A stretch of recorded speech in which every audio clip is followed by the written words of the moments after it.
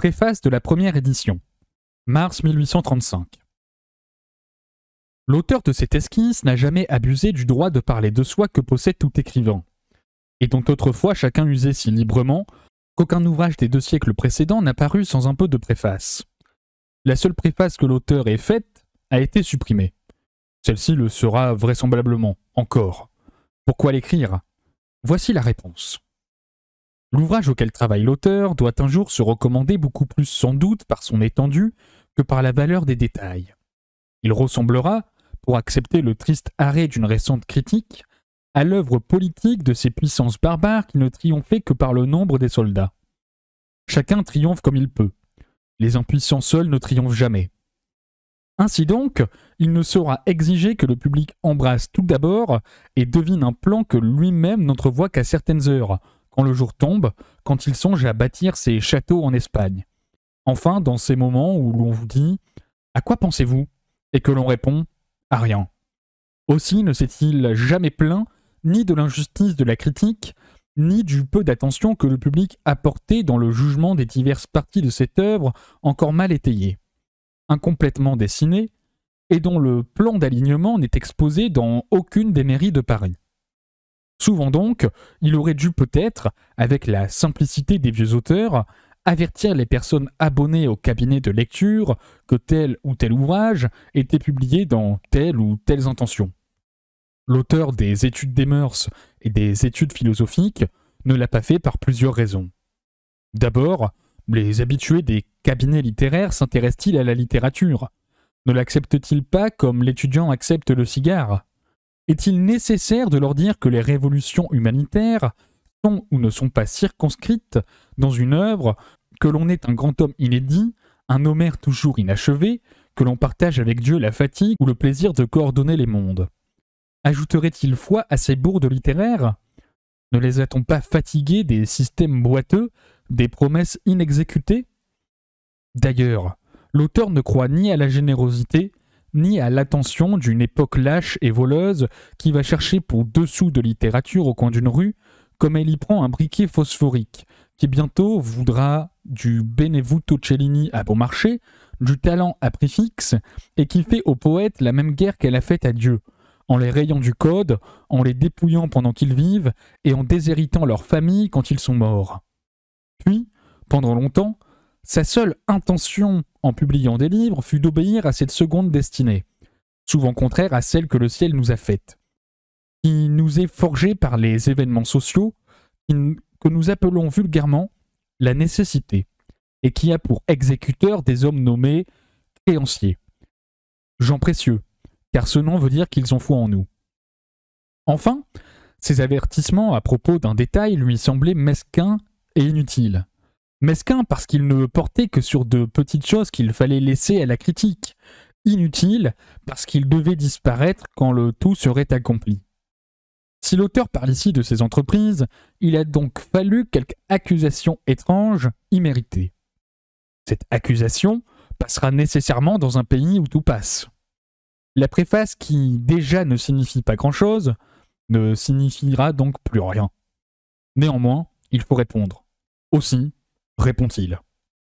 Depuis quelque temps donc, l'auteur a été effrayé de rencontrer dans le monde un nombre surhumain, inespéré de femmes sincèrement vertueuses, heureuses d'être vertueuses, vertueuses parce qu'elles sont heureuses, et sans doute heureuses parce qu'elles sont vertueuses. Pendant quelques jours de distraction, il n'a vu de toutes parts que des craquements d'ailes blanches qui se déployaient, de véritables anges qui faisaient mine de s'envoler dans leurs robes d'innocence. Toute personne mariée d'ailleurs, qui lui faisait des reproches sur le goût immodéré dont il gratifiait les femmes pour les félicités illicites d'une crise conjugale, qui a scientifiquement nommé ailleurs le minotaurisme. Ces reproches n'allaient pas sans quelque flatterie, car ces femmes prédestinées au plaisir du ciel avouaient connaître par ouï-dire le plus détestable de tous les libelles, la très horrible physiologie du mariage, et se servaient de cette expression pour éviter de prononcer un mot banni du beau langage, l'adultère. L'une lui disait que, dans ses livres, la femme n'était vertueuse que par force ou par hasard, et jamais ni par goût, ni par plaisir. D'autres lui disait que les femmes adonnées au Minotaure, mises en scène dans ses œuvres, étaient ravissantes, et faisait venir l'eau à la bouche de ces fautes qui ne devaient être représentées que comme tout ce qu'il y a de plus désagréable dans le monde, et qu'il y avait péril pour la chose publique à faire envier la destinée de ces femmes, quelque malheureuses qu'elles fussent. Au contraire, celles qui étaient atteintes de vertu leur paraissaient devoir être des personnes extrêmement disgracieuses et disgraciées. Enfin, les reproches furent si nombreux que l'auteur ne saurait les consigner tous. Figurez-vous un peintre qui croit avoir fait une jeune femme ressemblante et à qui la jeune femme renvoie le portrait sous prétexte qu'il est horrible. N'y a-t-il pas de quoi devenir fou? Ainsi a fait le monde. Le monde a dit « Mais nous sommes blancs et roses, et vous nous avez prêté des tons fort vilains. J'ai le teint uni pour les gens qui m'aiment, et vous m'avez mis cette petite verrue dont mon mari seul s'aperçoit. » L'auteur fut épouvanté de ces reproches. Il ne sut que devenir en voyant ce nombre prodigieux de rosières qui méritaient le prix Montyon et qu'il avait envoyé par mégarde à la police correctionnelle de l'opinion. Dans les premiers moments d'une déroute, on ne pense qu'à se sauver. Les plus braves sont entraînés. L'auteur oublia qu'il s'était permis de faire quelquefois, à l'instar de la capricieuse nature, des femmes vertueuses aussi attrayantes que le sont les femmes criminelles. On ne s'était pas aperçu de sa politesse, et l'on criait à propos de la vérité. Le père Goriot fut commencé dans le premier quart d'heure de ce désespoir. Pour éviter de jeter dans ce monde fictif des adultères de plus, il eut la pensée d'aller rechercher quelques-uns de ses plus méchants personnages féminins, afin de rester dans une sorte de statu quo relativement à cette grave question. Puis, quand cet acte respectueux fut accompli, la peur de recevoir quelques coups de griffe la prit, et il sent la nécessité de justifier ici, par l'aveu de sa panique, la réapparition de Madame de Beauséant, celle de Lady Brandon, de Mesdames de Restaud et de Langeais, qui figurent déjà dans La femme abandonnée, dans La Grenadière, dans Le Papa Gobseck et dans Ne touchez pas à la hache. Mais, si le monde lui tient compte de sa parcimonie à l'égard des femmes reprochables, il aura le courage de supporter les coups de la critique. Cette vieille parasite des festins littéraires qui est descendue du salon pour aller s'asseoir à la cuisine, où elle a fait tourner les sauces avant qu'elles ne soient prêtes, ne manquera pas de dire au nom du public qu'on en avait déjà bien assez de ces personnages. Que si l'auteur avait eu la puissance d'en créer de nouveaux, il aurait pu se dispenser de faire revenir cela.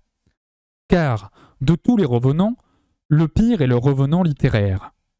Quant à la faute d'avoir donné le commencement du Rastignac de La peau de chagrin, l'auteur est sans excuse. Mais si dans ce désastre, il a tout le monde contre lui, peut-être aura-t-il de son côté ce personnage grave et positif qui, pour beaucoup d'auteurs, est le monde entier, à savoir le libraire. Ce protecteur des lettres paraît compter sur le grand nombre des personnes aux oreilles desquelles ne sont point parvenus les titres des livres d'où sont tirés ces personnages pour les leur vendre.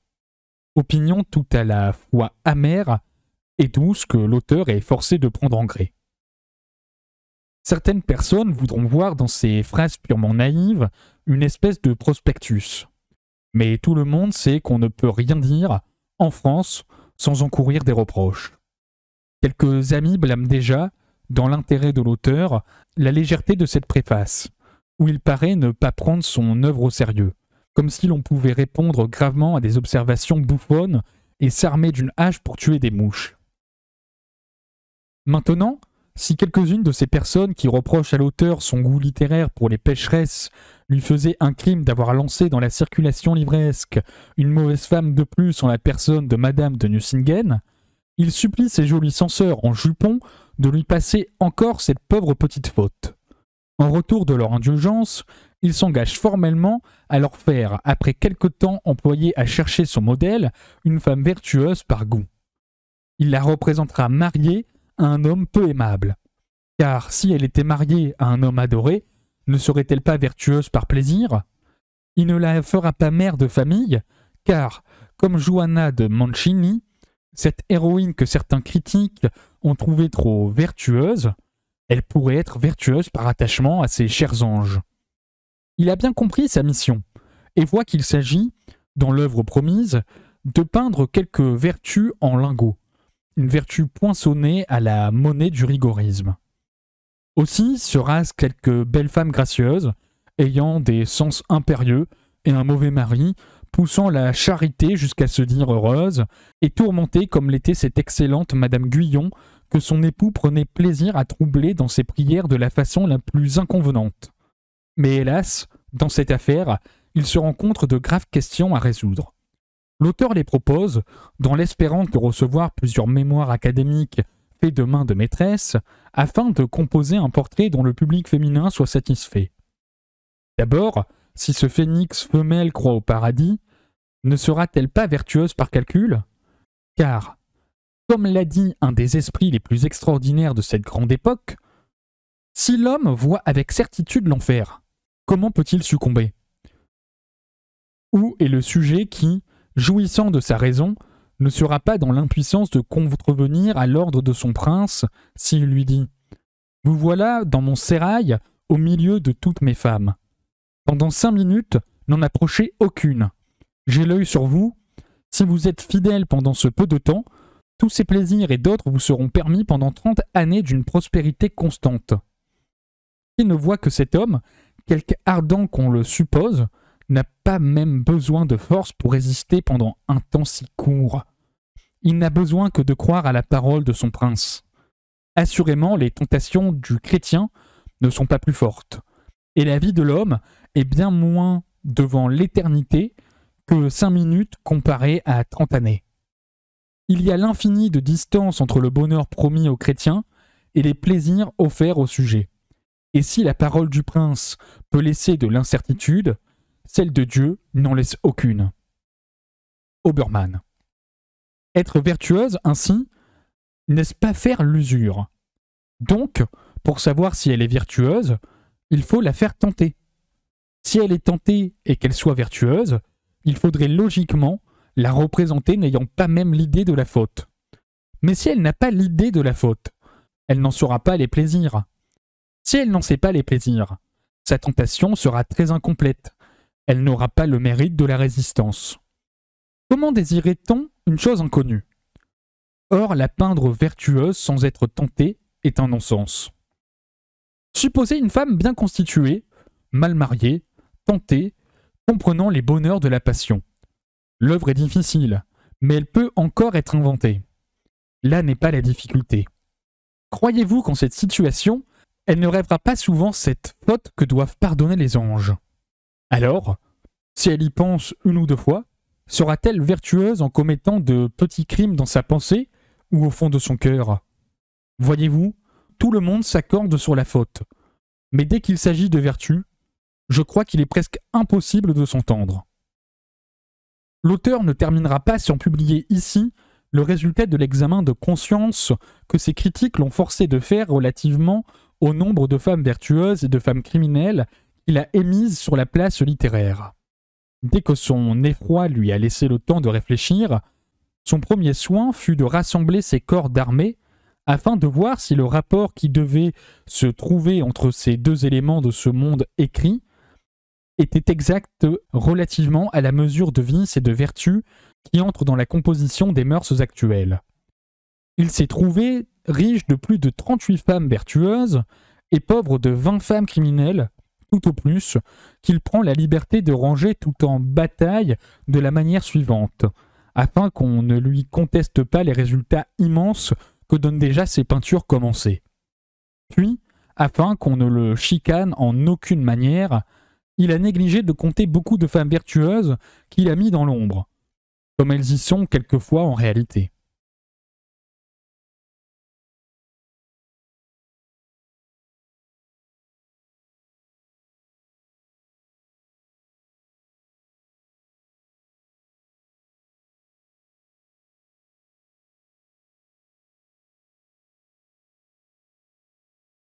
Quoique l'auteur ait encore quelques fautes en projet, il a aussi beaucoup de vertus sous presse, en sorte qu'il est certain de corroborer ce résultat flatteur pour la société, la balance étant de 38/60 en faveur de la vertu, dans l'état actuel où en est la peinture qu'il a entreprise du monde.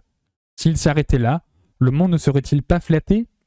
Si quelques personnes se sont trompées en croyant à un résultat contraire, peut-être leur erreur doit-elle être contribuée à ce que le vice a plus d'apparence.